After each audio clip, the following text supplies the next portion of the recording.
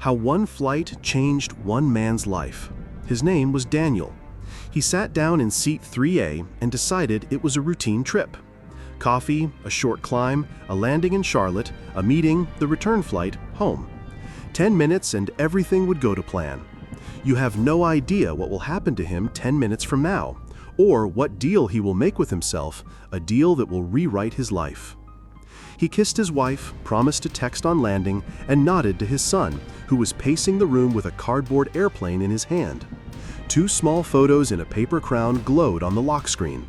No delays today, Daniel thought, buckled his belt, checked his mail, and switched to silent. He had long since learned to file the important things under later. Work can wait, home can wait, life won't go anywhere. The airplane pushed off the ground and went into the sky evenly, calmly, with businesslike precision. In the aisle, a flight attendant smoothed her sleeve.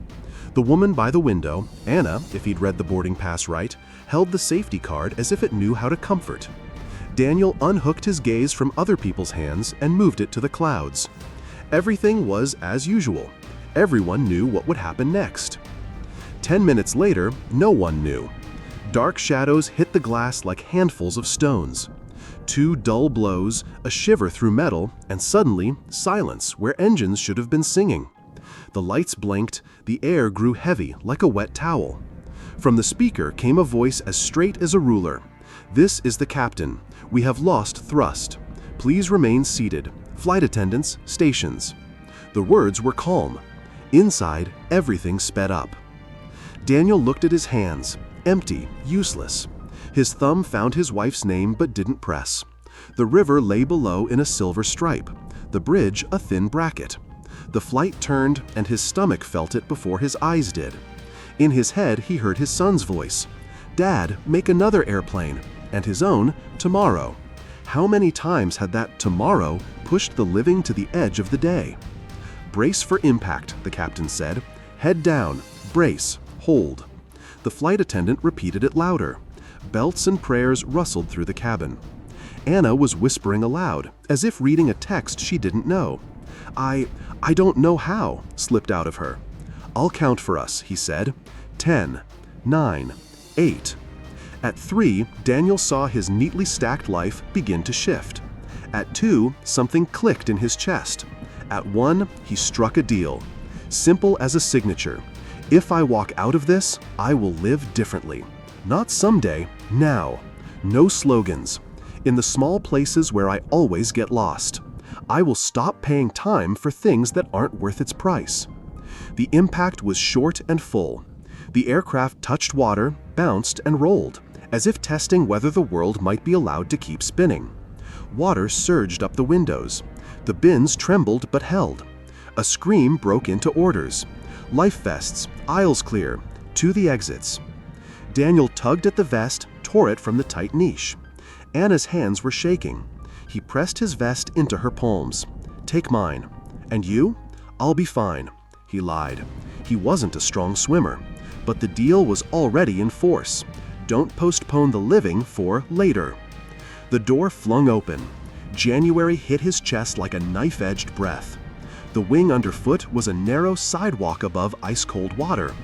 People stepped out carefully, as if life had become a thin plank you could only cross by not looking down. A boy by the exit cried without sound. "Do you like dinosaurs?" Daniel asked. The boy nodded, surprised by words that didn't fit the moment. "Me too," Daniel said. "Right now we're going to be the kind that survive," and he led them forward. A ferry broke from its line, knifed the water with its bow, and came toward them with the certainty of daily practice. A line slapped the wing. Hands reached from warmth into cold. Anna hooked her arm through Daniel's and wouldn't let go. On the deck it was hot. The glass fogged and smelled of diesel and people. "Name," someone asked him. "Daniel, seat 3A. Anyone with you?" "Row 15. Anna." She raised a hand from the crowd of blankets. Daniel nodded. They smiled, the smile of people who suddenly have a later. On the pier, the world became a list. Blankets, clipboards, paper cups, that silly sweet tea that saved better than words. His phone woke with a vibration, too cheerful for a day like this. He called. He started the sentence twice. It worked on the third try. "I'm alive," he said. "I'm coming home." His son was breathing in the receiver. Somewhere a block fell. Someone said, "Careful." Someone laughed. "I gave up my vest," Daniel added. "And I've made a condition for myself." "Come home," his wife said. "Keep it." She didn't need proof. She needed him. In the emergency room, doctors talked about pressure, about cold, about how the trembling was normal. It will pass. Daniel nodded. He had been trembling for years. When he was late coming home, when he silenced his phone at the door, when he pushed off till tomorrow the bedtime story, the talk, the kiss on the cheek. That tremor had been quieter and more dangerous. Today, it became audible. That night he lay on the carpet in his son's room. The paper-crowned king had taken the whole bed, as always. Daniel read slowly, with pauses, did the voices, mixed them up, and laughed with his wife. His son breathed evenly, and that sound was better than any news. Life is here, he thought, and for the first time, he believed himself. The deal didn't demand podiums. It demanded a schedule. In the morning, he wrote his boss. "After 8, I don't take calls." He sent it.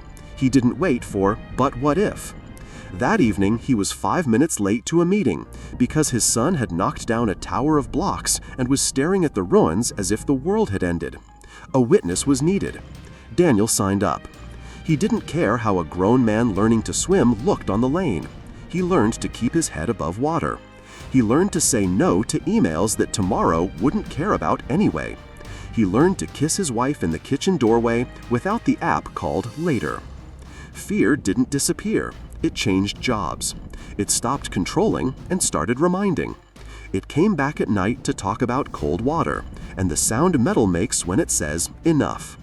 Daniel stopped arguing with it. He made tea. He sat by his son's bed and listened to his steady engine of a breath. Sometimes that was enough. Sometimes it wasn't. Then he wrote 3 lines in a notebook.